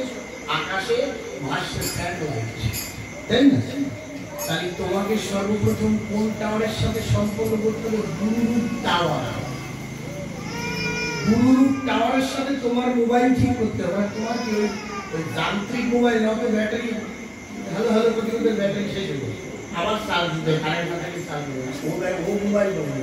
তোমার এই দেহ মোবাইলকে এই গুরুরূপ টাওয়ারের সঙ্গে আগে কানেকশন করবে, আর গুরুরূপ টাওয়ার তোমার এই সিগন্যাল কোথায় পৌঁছে দেবে? গোবিন্দরূপ স্যাটেলাইটের কাছে পাঠিয়ে দেবে। বুঝেছো? এই গুরুরূপ টাওয়ার যখন তোমায় কৃপা করবে, আচ্ছা টাওয়ার যদি ভাঙা থাকে তুমি স্যাটেলাইটের কানেকশন ডাইরেক্ট মোবাইলে পাওয়া না, পাওয়া না। তাই গুরুরূপ টাওয়ারকে আগে ঠিক করতে হবে, আগে গুরুদেবের সঙ্গে সম্পর্ক করতে হবে। কিরকম সম্পর্ক? গুরুদেব আসলে বাড়ি কাজে ভাগা হাতে নিয়ে ঢুকতে দেয় থাকতে হবে না। যে গুরুদেব ভাবে যে আমার সঙ্গে আর ঘোড়ার বাগে লাগিয়ে বাড়ি দুষ্কারি ধরাই আমাদের এর আসন থেকে বসে থাকতে আমি আর কাজের কি হয় দাঁড়িয়ে দেবো, আমি সালারে একটাও গুরুদেব না, ওগুলো গরু। গুরু কখনো কোন গুরুদেব যদি তিনি সৎগুরু হয় কখনো শিষ্যের কাছে সেবা চাইবে না, শিষ্য জোর করে সেবা দেয়। সৎগুরু সে কোনদিন শিষ্য থেকে গাছ পাবে, পাঠ পাবে না। সৎগুরু সে প্রত্যেকে গেলে ওই সাগরের ধারে ভুট করে ফেলা গেলে তেল মালিশ করে দিতে বলবে। যদি এখানে কোনো গুরু করে এটা গুরু মেডাল ভুল। ও আমার সাথে রাগ করে উঠে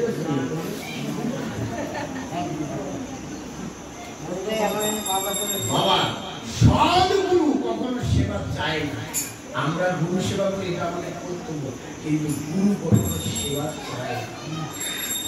আমার কথা বলি, আমি এখন কোন শিষ্য সেই গুরু হয়। বুঝেছো? সাগরের বেলায় শুনেছি, আমি মিথ্যা বলছি, লোকেরই ঘটনা, যে সাগরের বেলায় ভুল করে বেলায় শস্য ধরে তারপরে চাল করে এমন গুরু আছে, এগুলো গুরু না, এগুলো গুরু। এদের মধ্যে কোনো গোবিন্দের কৃপা নেই, এরা নিজেরাই ভাবে আমি যেন ভগবান হয়ে গেছে। এগুলো সব বন্ধ, এরা কোনোদিন গুরু হতে পারে বাবা। আমি উচিত কথা বলি, হয়তো আমার অনেক পছন্দ করেন, কিন্তু আমি যেভাবে কথা বলেছি বাড়ি গিয়ে বিছানে মাথা রেখে ভেবে দেখবা যে বাবা কি বলে।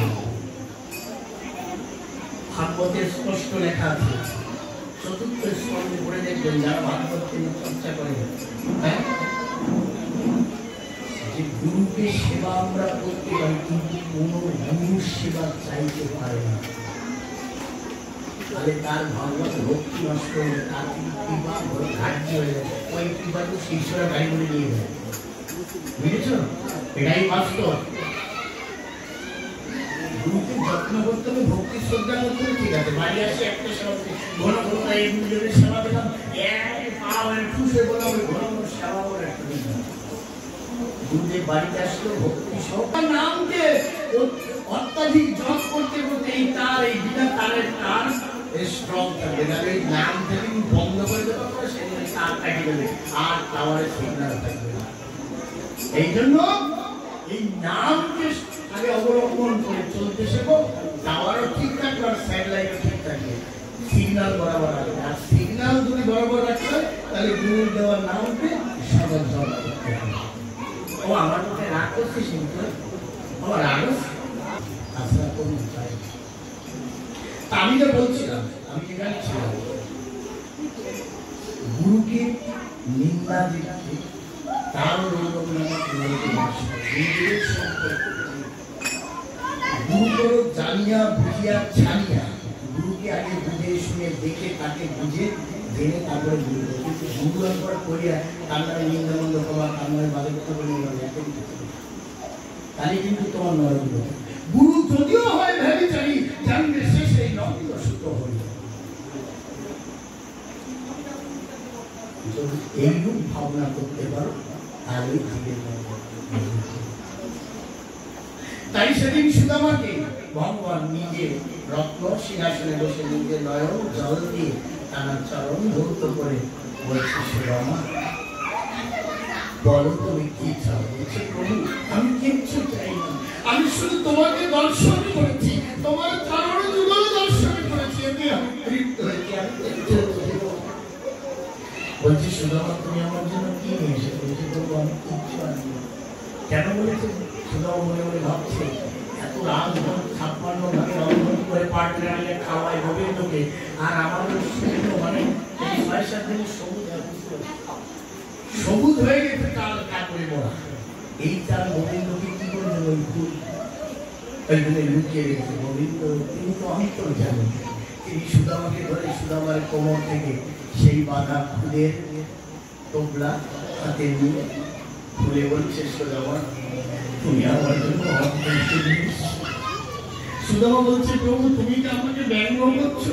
বলছে, না সুদামা, আমি তোমায় ব্যঙ্গ করছি। সেই স্ত্রী তার নিজের কাপড়ের আঁচল ছিঁড়ে দাঁড়িয়ে দাঁড়িয়ে ভিক্ষা করে তার নিজের 4টি ছেলে সন্তানকে অনাহারে লিখে যে তার ভিক্ষার সম্বলটুকু আমার জন্য গণতন্ত্র সহকারে পাঠিয়ে দিয়েছে, সে তো অমৃতের থেকেও দামি। এই 3 মুঠো খুদ আমি প্রথম মুঠো ভক্ষণ করে আমি এই স্বর্গমর্ত, এই 14 ভুবনকে আমি দান স্বরূপ দিয়ে দেব। দ্বিতীয় মুঠো আমি ভক্ষণ করে আমি সর্বলোক তাকে দান করে দেব। যখন তৃতীয় মুঠো খেয়ে গোলক ধাম দান করতে গেছে, রূপণী এসে হাতটা ধরে বলছে, প্রভু আমাদের প্রতি প্রসাদ ভগবানের সুযোগ দেবে তুমি। আমি জানি তুমি যে ভক্তের হৃদয়ে বাঁধা, তুমি যে ভক্তের জন্য ব্যাকুল হয়ে যাও, এই জগতে তুমি একমাত্র হরি যে ভক্তের জন্য সব কিছু সমর্পিত করতে পারে, যে ভক্তকে সব কিছু লুটিয়ে দিতে পারে। তাই ওই চালের মুঠো আমাদের দাও, আমরা খাই। রুক্মিণী তখন চালের মিষ্টি নিয়ে নিজেরা ভাগ যোগ করে খেয়ে ভগবান লেগে লেগে বলছি, জানো রুক্মিণী, এই জগতে আমি সব থেকে কাকে বেশি ভালোবাসি?